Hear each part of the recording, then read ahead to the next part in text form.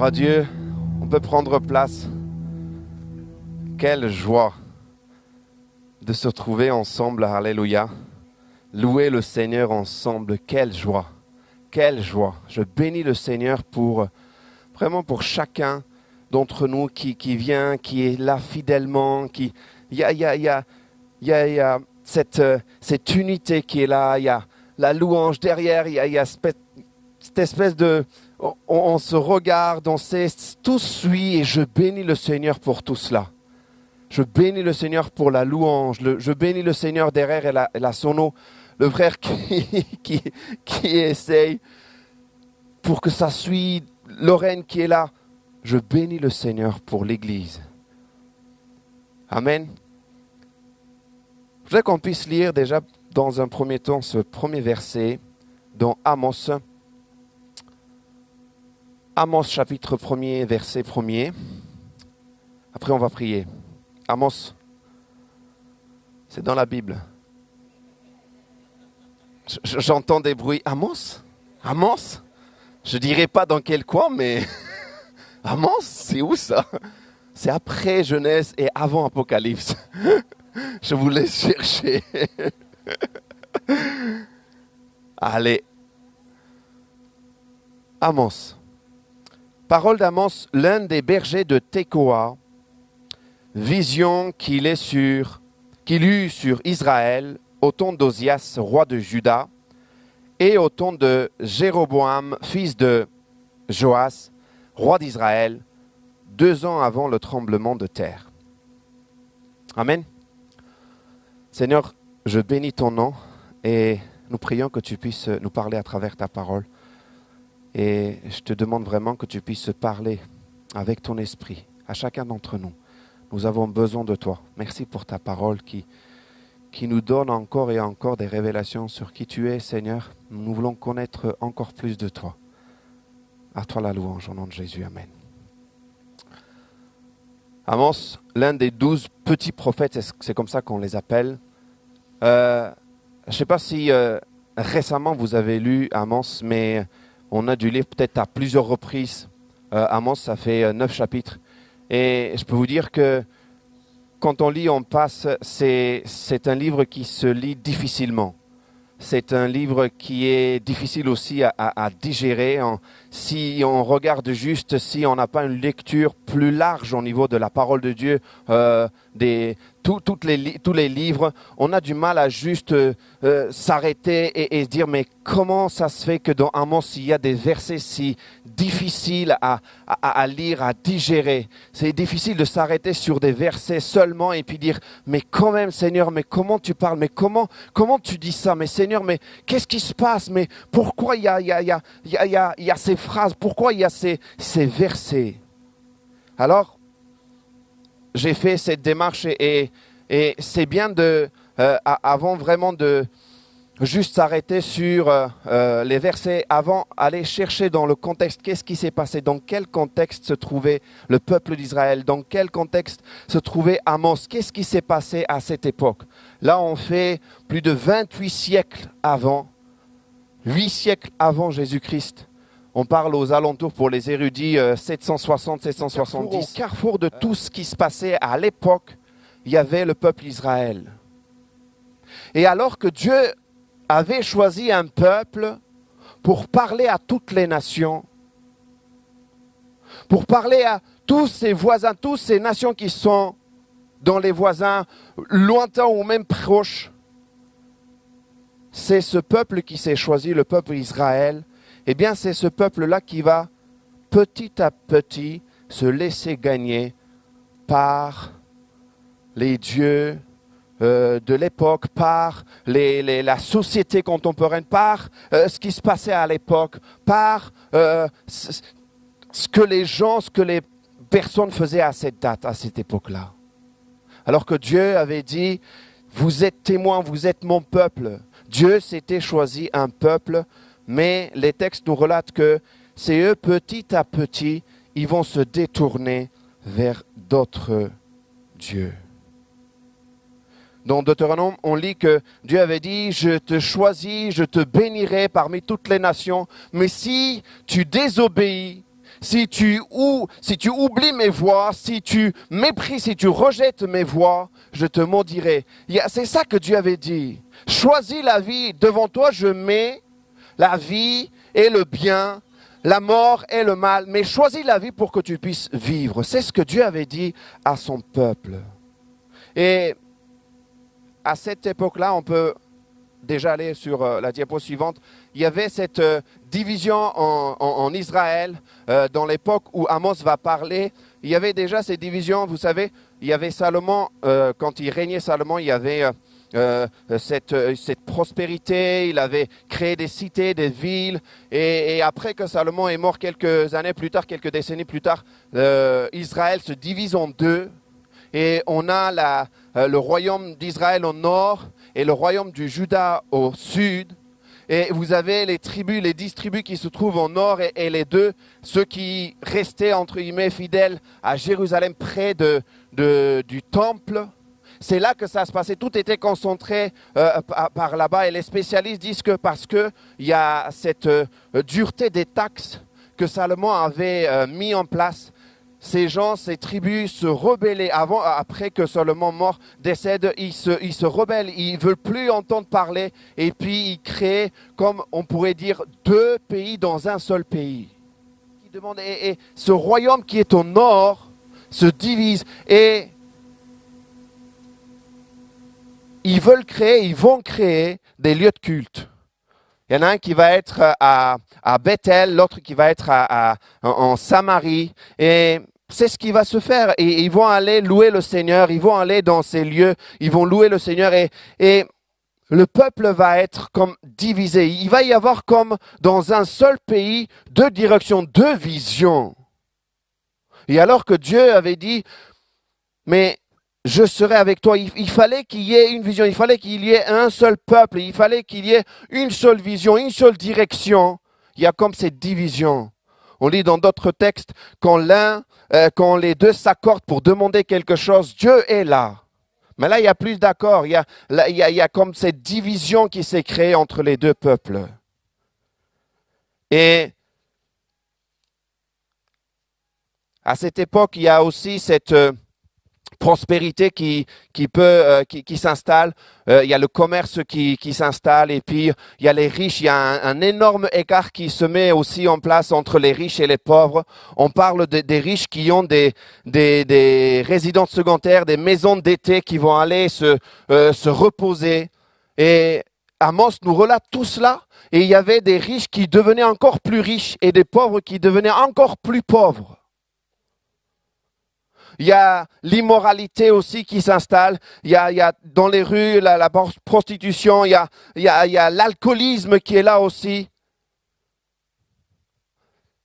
Le pays est ravagé par cette société contemporaine qui cherche plus cette sagesse humaine, qui donne plus de place à la bénédiction, à la création, qu'à celui qui a créé, qu'à celui qui est le créateur.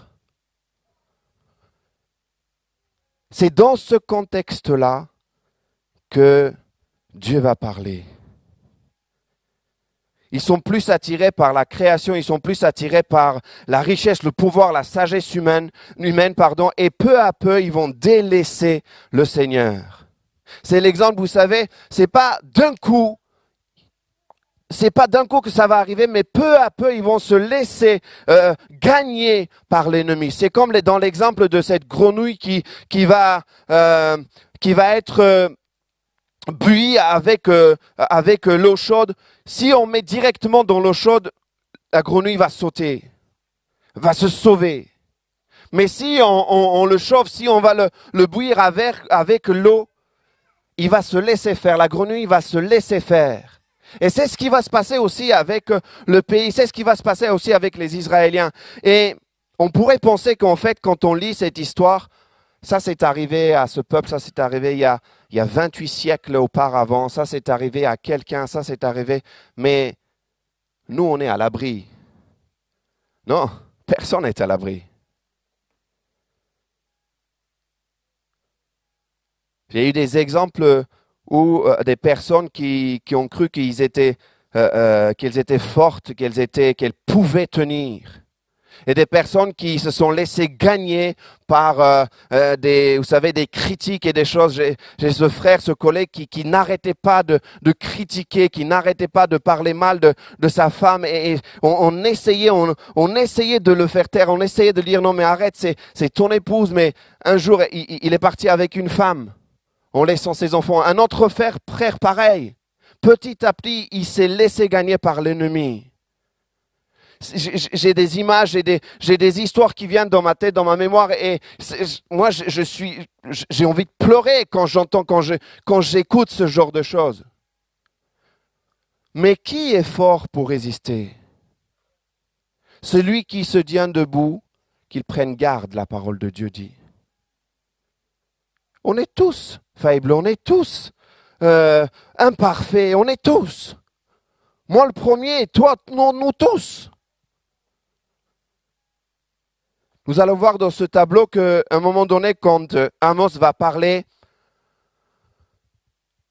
il va s'adresser au peuple et il va annoncer, il va dire ce qui ne va pas.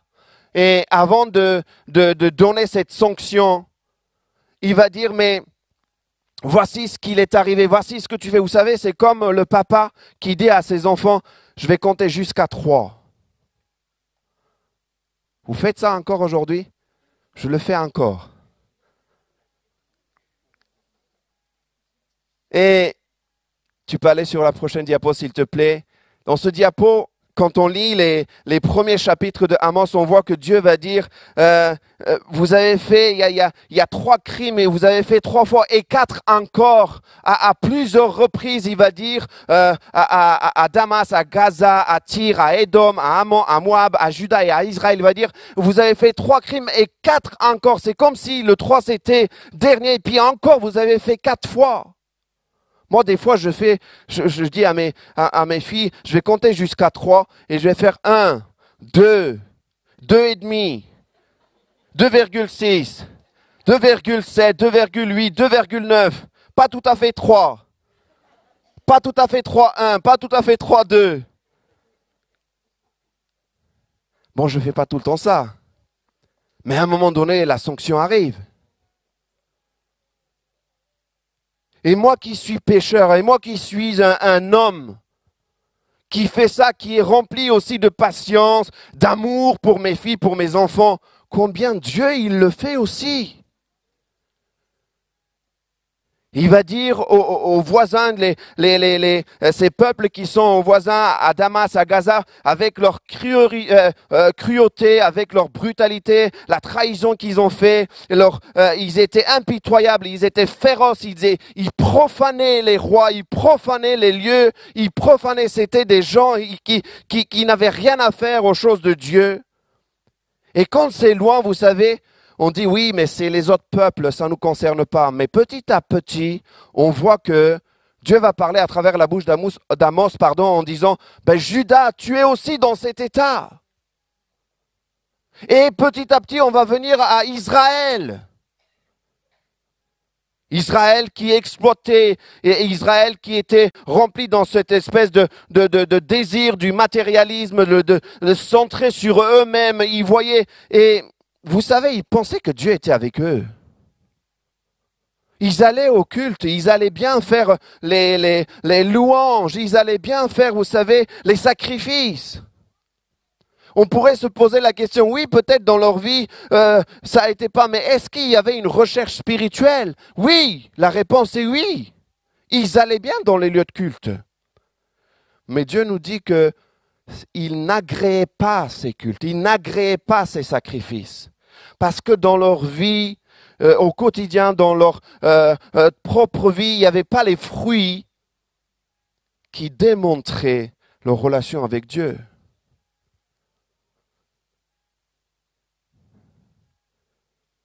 Dieu parle, mais l'homme ne prend pas garde. Et il va parler à travers la bouche de Amos. Et au chapitre 4, il va encore dire 4 fois, à 4 reprises, « Malgré cela, vous n'êtes pas revenus à moi, dit l'Éternel. » Tu peux aller au prochain diapo, s'il te plaît. Il dit, « Je vous ai envoyé la famine dans toutes vos villes, le manque de pain dans toutes vos demeures, malgré cela, vous n'êtes pas revenus à moi, dit l'Éternel. Vous imaginez, il prend le pain, il y a plus de pain, mais il ne se réveille pas, le peuple ne se réveille pas, ne se pose pas de questions, mais qu'est-ce qui arrive? Il continue, il dit, j'ai enlevé la pluie, il n'y a plus de pluie, il n'y a plus de l'eau à boire. Mais malgré cela, vous ne vous êtes pas revenus à moi, dit l'Éternel. Normalement, quand la terre ne donne pas le fruit, on se pose des questions, on se dit, mais qu'est-ce qui arrive? C'est Dieu qui est le créateur des cieux et de la terre, mais il faut qu'on revienne, il faut qu'il y ait quelque chose qui se passe. Non, malgré cela, ils ne se posent pas de questions, ils ne reviennent pas. Amos va dire, malgré tout cela, vous ne vous êtes pas revenus à moi. Ça continue, il dit, eh bien, j'ai frappé par la rouille, par la miel, vos nombreux jardins, vos vignes. Il fait tout, il envoie la peste. Mais malgré cela, vous ne vous êtes pas revenus à moi. Il y a même, il va dire, je vous ai bouleversé, il a secoué comme Sodome et Gomorrhe. Vous avez été un tison arraché de l'incendie. Malgré cela, vous n'êtes pas revenus à moi, dit l'Éternel. Il a tout essayé. Il a tout fait, mais vous vous êtes pas posé la question, vous vous êtes pas dit, mais qu'est-ce qui se passe? Vous vous êtes pas revenus à moi. C'est là que la sanction arrive. C'est pourquoi, verset 12, chapitre 4, je te traiterai de la même manière, Israël, et puisque je te traiterai de la même manière, prépare-toi à la rencontre de ton Dieu, ô Israël. Prépare-toi à la rencontre de ton Dieu. Au chapitre précédent, au chapitre 3, verset 7, la parole de Dieu nous dit que est-ce que Dieu agit sans qu'il mette au courant à ses serviteurs, à ses prophètes? Non, il n'agit pas ainsi. Il va les dire, il va parler avec eux, il va marcher, il va leur prévenir. C'est comme il dira pour Abraham aussi, cacherai-je à mon serviteur ce que je vais faire? C'est-à-dire que Dieu avait déjà dit, Dieu avait prévenu, Dieu avait parlé ce qui allait venir, ce qui allait se passer. Mais malgré tous ces alarmes, malgré tout ce qu'il a dit, le peuple n'est pas revenu à lui. Combien notre Seigneur est rempli de miséricorde, combien il est rempli de patience, combien il est grand la patience de notre Seigneur, combien il veut que le peuple se tourne vers lui, combien il veut que les nations soient sauvées, combien il veut que le cœur de l'homme se tourne à lui. Mais il y a comme cette insensibilité qui s'est installée dans le cœur de l'homme. Il y a comme on est plus sensible à la voix de Dieu. On n'entend plus autre chose. On est préoccupé par autre chose. La gloire, la richesse, le pouvoir, la position, la corruption, tout prend petit à petit place et on n'entend plus. Et on fait les démarches, on va au culte, on loue et on ne prend pas garde.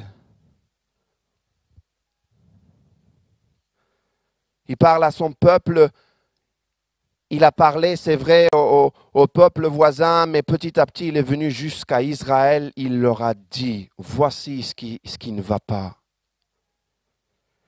Des fois, on se dit, mais oui, dehors, ça va pas, dehors, ça va pas, les autres, ça va pas, les autres, ça va pas. Mais nous, est-ce que ça va?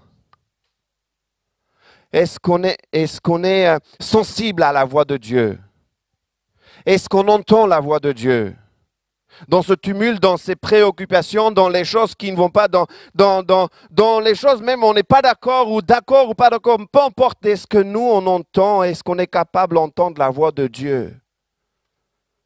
Parce que Dieu parle. Parce que Dieu parle. Et Dieu va dire, cherchez-moi, hein. C'est là le message, cherchez-moi et vous vivrez. Il y a comme c'est encore Dieu qui tend la main, il dit, cherchez-moi et vous vivrez. Cherchez-moi. Et vous savez, dans le chapitre 5, verset 4, il dit, ainsi parle l'Éternel, la maison d'Israël, cherchez-moi et vous vivrez. Ne cherchez pas Bethel. N'allez pas à Gilgal, ne passez pas à Beersheba. Je n'ai pas le temps de développer Bethel, Gilgal, Beersheba, mais à chaque fois, si on s'arrête à ce mot-là, on comprend que c'était des endroits vraiment essentiels. Bethel veut dire la maison de Dieu. Comment ça, Seigneur, je vais à la maison de l'Éternel? Comment ça, ne cherchez pas là-bas? Ben non, c'est pas le lieu, c'est pas la fréquentation d'un lieu, c'est la relation que je veux. Je veux que tu aies une relation avec moi. Cherche-moi, Dieu dit. Cherche-lui. Viens le chercher, lui. C'est pas en superficie que je vais signer, je t'ai présent, j'ai fait ça, je sers, je suis fidèle, je fais ceci, je donne ma dîme. Et c'est ce qui faisait le peuple. Mais Dieu n'a pas agréé. Il a parlé à travers la bouche de Amos directement au raisonnement. À travers de Osée, il va parler au cœur, les sentiments, les émotions. Il va même demander de prendre pour épouse une prostituée pour montrer cette image que son peuple aussi se prostitue. Il va vers d'autres dieux. Mais le peuple ne prend pas garde. Cherchez l'Éternel et vous vivrez. Voici ce qu'il demande. Dieu demande cette relation, il veut qu'il y ait une relation avec lui. Et après cela, il vient les visions. Amos vient avec des visions au chapitre 7. Et il va dire plusieurs visions, vous savez. Et quand on lit, à un moment donné, il y a un prêtre qui va se présenter devant lui. Le gars de sud qui vient prêcher au nord. Ce prêtre s'appelle Amatzia. Il vient dire, toi visionnaire, tais-toi, va prêcher au sud. Qu'est-ce que tu viens du sud pour nous prêcher au nord? Nous, d'où est-ce que tu viens? T'es qui? Et Amos va dire, je suis ni prophète ni fils d'un prophète. Il va dire, je suis qu'un berger, agriculteur. Je m'occupe des sycomores. Il pouvait être tranquille, vous savez, là où il était, il avait son entreprise, il pouvait s'occuper de ses affaires, mais il était attentif à la voix de Dieu. Dieu a parlé aussi à son peuple là où il était. Du côté du sud, où Juda aussi, il faisait partie aussi. Et Dieu s'est choisi un homme, Amos, pour parler au peuple. Ce n'était pas un homme qui avait un bac+7, vous savez. Il n'avait pas terminé à Harvard ou tout ce que vous voulez, HEC. Ce n'était pas un aristocrate. Ce n'était pas le gars qu'on avait plaisir à entendre, qu'on pouvait entendre des heures et des heures. Non, il gêne. Quand il parle, on n'a pas l'impression d'avoir ce leadership, ce charisme de ce gars qui parle, qui sait parler. Mais il parle de la part de l'Éternel. Il ne faisait pas partie non plus des prophètes, il le dit. C'était un pauvre gars. Et Dieu choisit ce qu'il veut. Et il fait ce qu'il veut. Il peut choisir n'importe qui. Et ici, c'était Amos. Et ce n'importe qui, c'est moi, c'est toi, nous sommes. C'est parce que c'est par son amour qu'il nous a choisis. D'ailleurs, le peuple juif, les Hébreux, c'est ce qu'il a dit. Je ne vous ai pas choisi parce que vous êtes nombreux et grands parmi les nations. C'est par amour que je vous ai choisi. Il n'y a rien de glorieux qu'un homme que Dieu va appeler et puis cet homme va faire quelque chose et puis la gloire va revenir à cet homme. Non, la gloire revient à Dieu. Mais vous savez pourquoi? Parce que l'homme a un problème avec la gloire, avec ce poids. L'homme ne peut pas supporter la gloire. Seul Dieu peut supporter. La gloire lui revient. Et Dieu a choisi un homme qui n'était pas forcément connu, Amos, et il va parler à son peuple.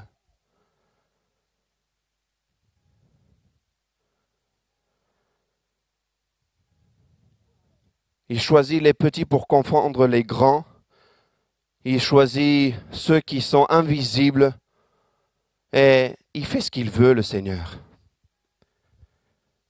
Je voudrais conclure avec ces quelques petits points. Le temps avance.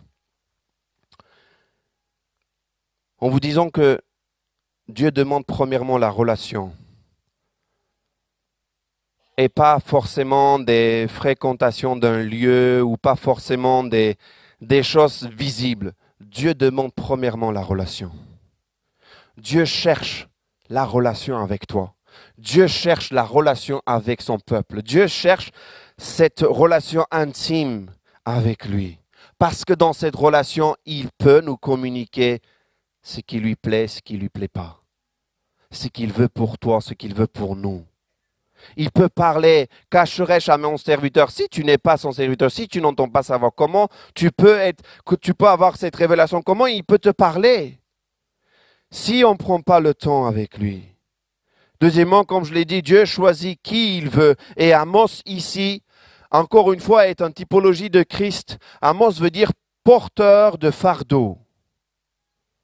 Il a porté le fardeau. Christ a porté notre fardeau. Le péché, le poids de notre péché, c'est lui qui a porté. Amos va venir, il va parler de la part du Père. Jésus vient, il parle de la part du Père. Il dit ce que je fais, c'est ce que j'ai vu du Père. C'est ce que je fais. Et après, vers la fin, on voit que Amos va demander, il va prier parce que quand Dieu va dire je vais faire ça, Amos va prier, il va dire mais Seigneur, Jacob est petit, il subsistera pas. Il va pas tenir, ne fais pas. Et le Seigneur va changer. Il va dire ok, je vais pas le faire. Deuxième fois, il va encore dire, et Amos va prier, et Dieu va dire ok, je vais pas le faire. Jacob est petit. Je me suis demandé, mais pourquoi, encore une fois, dans un livre, on parle d'Israël, après on parle de Jacob? Mais c'est parce que le peuple avait changé et revenu à cet état de cœur qui cherchait la corruption ou tricherie. Parce que Dieu avait changé le nom de Jacob. Il lui a donné le nom d'Israël. Mais ici, il dit non, Jacob, avec son arrogance, il ne me plaît plus.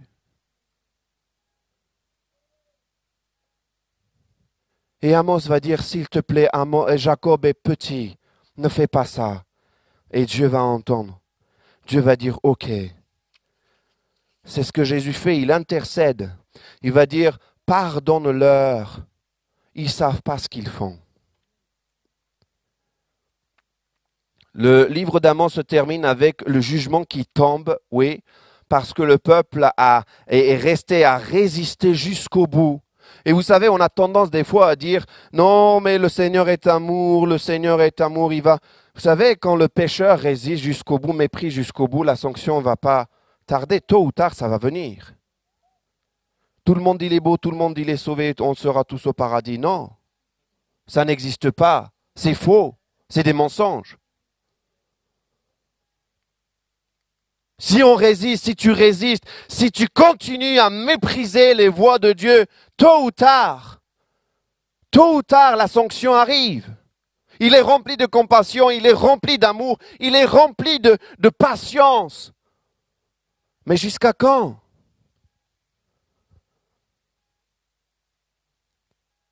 Mais au chapitre 9, Amos se termine toujours avec la main tendue de Dieu.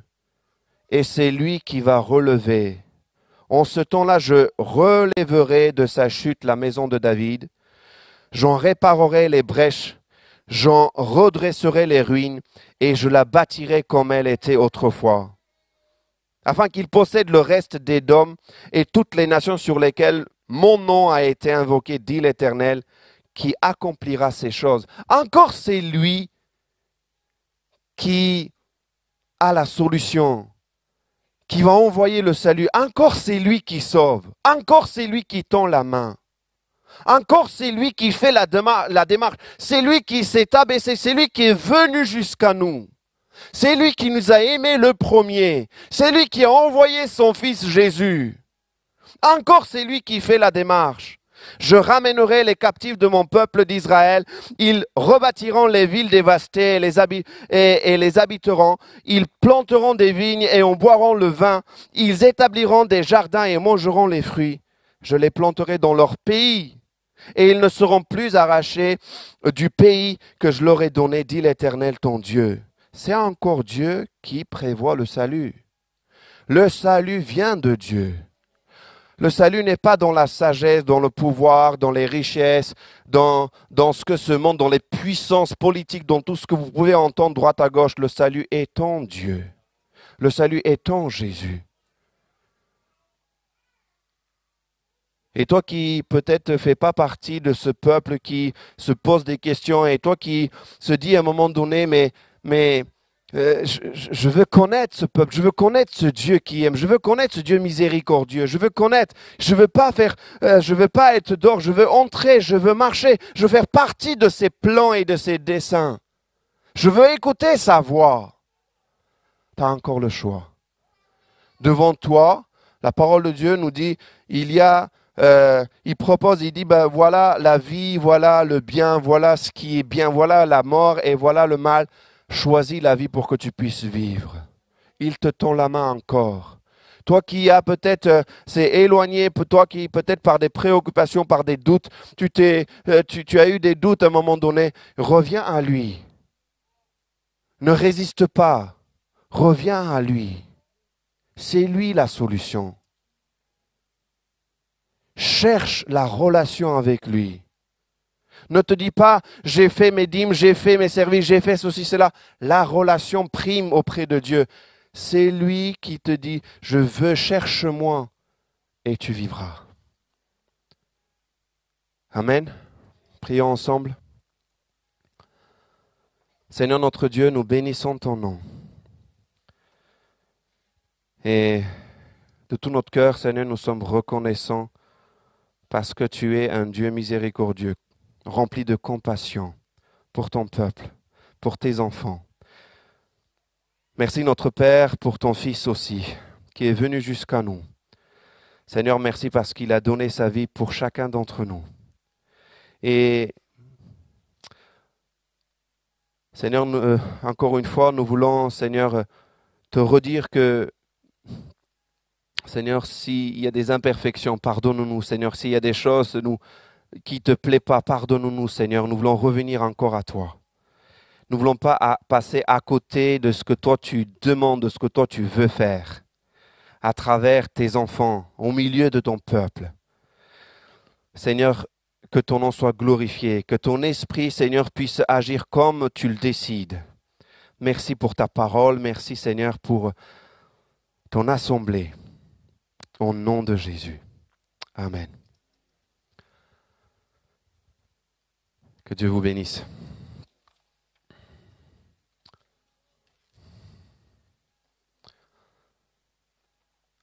Écoutez les annonces.